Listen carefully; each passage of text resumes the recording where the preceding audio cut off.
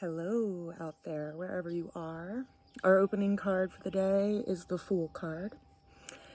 The challenge that we are experiencing today is the Death card. The way we're going to be getting through that challenge is the Six of Pentacles. And then the overall outcome that we have for today is a combination of two cards, the High Priestess and the Two of Wands. So there's three major arcanas today, which means that there's some life lessons that we're working with, and I would suspect that we're going to be working with them all week by way of the cards that have shown up this morning.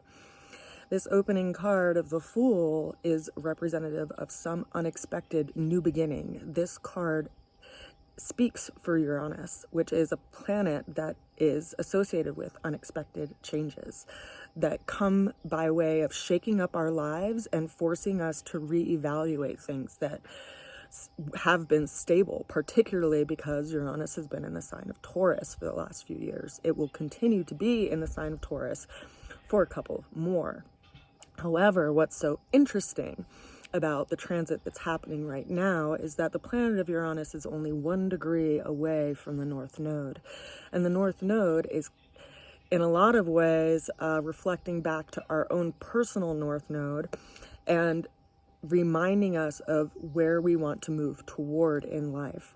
Now, Uranus, as I said, brings a lot of unexpected changes, and that can be really frustrating, especially if you find that you've been building towards something specific in your life.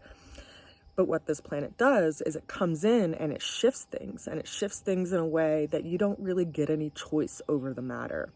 But it's doing it in a way to encourage you to move towards something else by way of asking you to look at that thing that you are trying to build and how it's not actually in alignment with what your true calling is.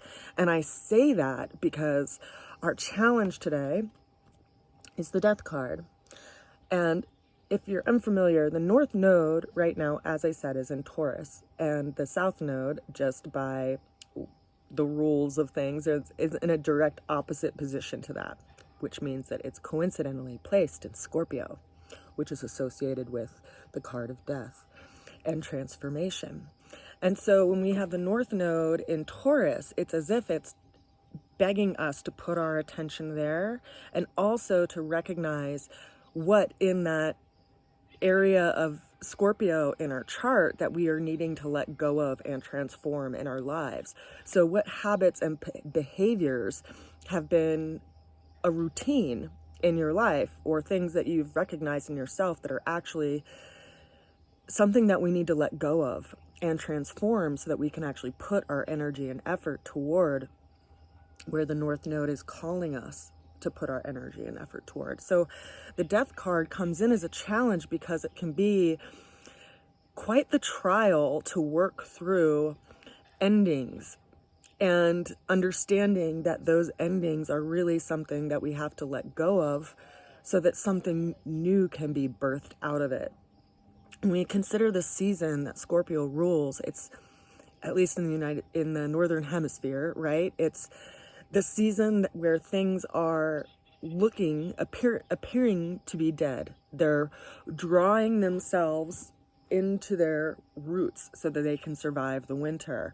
They're letting go of their leaves. They're really drawing themselves inward and no longer putting their energy and effort out into this extended reach by way of their leaves and developing their fruit and all of these different cycles of their annual life within their perennial life, right? So this season of Scorpio is a season of endings, a season of letting go of things that are no longer useful for us. And it's as if, we would get frustrated or upset that like the perfect leaf on this tree was falling to the ground and that would be the end of all and everything. But we forget in that moment, right, when we're mourning the loss of that thing, that the season will come the next year and that they will grow new leaves and they will catch more light and bear more fruit, particularly if we take care of them. So this is our challenge for today. The challenge is What do we need to let go of in order to transform? What habits and behaviors and possible things that we have attachment to that we need to let go of, because that's the energy of this card. The way we're going to get through that energy of that challenge is by way of the Six of Pentacles. So this judiciousness that we would have around our resources.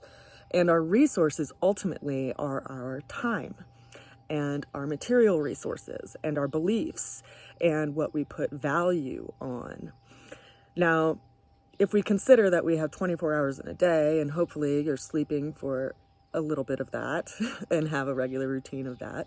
But if we consider that, right, and all the other hours in the day and what we put toward work and what we put towards sharing time with people and individuals, how much time do we spend or lose by way of looking over at our losses or the things that we are turning over emotionally in our experience?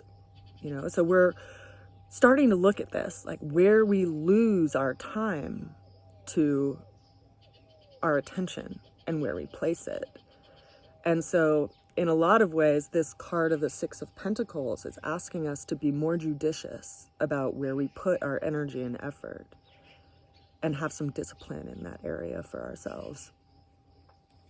The alternate outcome for the day. We got two cards. We got the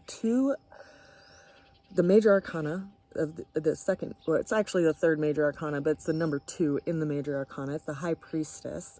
And this is a card of intuition. It's also a card of allowing something to be revealed in time, because the High Priestess governs the moon.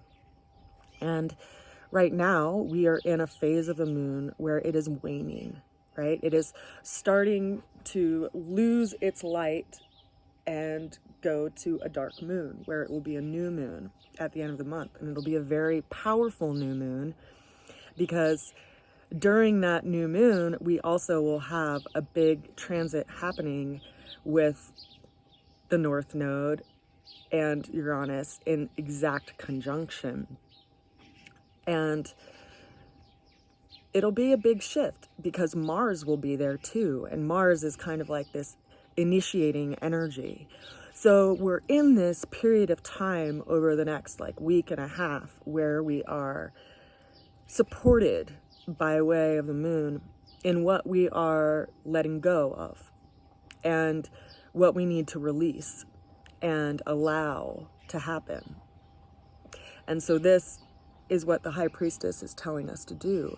It's telling us to really sit and listen to our own intuition instead of getting pulled into two different directions, right? Because she is standing in between. And she's also holding this little scroll inside of her robe called the Torah, which is the secrets of all and everything. It's the Akashic records, right? So you may not understand at this moment why things are being pulled out of your life or things are shifting in such a big scale, but you will. There's something that is being revealed, and it'll take a matter of time to actually see it, but we have to be willing to allow it, right? The High Priestess is a card that's governed by the element of water, and water is in movement, it's in motion, and it's speaking to our emotions, quite literally. And so often we get frustrated with our emotions, but we don't realize that the thing that makes them frustrating is the mind and how it gets fixated in defining whether or not an emotion is good or bad, when in reality it is just energy in motion. So we're working with that a little bit and recognizing how we can manage our own system, our own toolbox by way of what's going on in life. And I did pull us a clarifying card just for kicks. And got the Two of Wands. So what is it that you need to take care of? What is it that's chewing on the bit, right? That's like you feel called to move towards something, but there's something that still needs to be done that's pegged right behind you. And so your energy and effort isn't really free to be moving toward that which we want to be moving toward. Today is a good day. This week is a good day.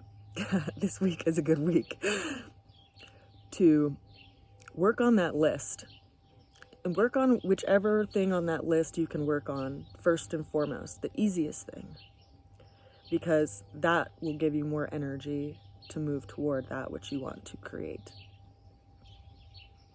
It's an interesting week. It's definitely a week of preparation. And it's as if, Mars, which is the planet that governs Aries, it's as if Mars is preparing something right now. And when it is in transit, in an exact transit with Uranus and the North Node, we'll see a lot of movement in our lives. So if you look to that area of Taurus in your chart,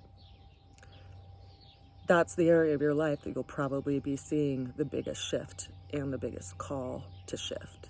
And if you look at the Scorpio area of your chart, you'll witness that which you need to transform so that you can put your energy and effort toward where Taurus and that North Node is calling you to develop. If you have any questions about how this transit is going to be affecting you personally and you'd like to look over your chart, feel free to reach out to me. I am going to try to create some kind of video or post in regard to just explaining this transit a little bit more for people, but it's a little difficult for me right now because I'm pretty pressed on time. I have a conference that I'm going to at the end of the month, the Good Medicine Conference in Durango. It's a 4-day event with all kinds of amazing teachers on the subject of herbalism and mushroom cultivation and sustainability and all sorts of things. So if you are interested in going to that and need a ticket, you're welcome to reach out to me. But I am preparing for that, and I have to make a bunch of product and also prepare to teach. I'll be teaching a few different classes, one on how to make your own lotions, one on how to make hydrosol in your kitchen at home. And then I also have a couple educational classes, one on subtle aromatherapy and the language of scent and aromatics, and then also a class on aromatic safety and toxicity. So if you are interested in attending and want some more information, feel free to reach out to me at rootsofalchemy@gmail.com or through any of the messaging services through any of the social media. I send a good wish to you. I hope you're well and staying well and being gentle with yourself. I'll see you again soon.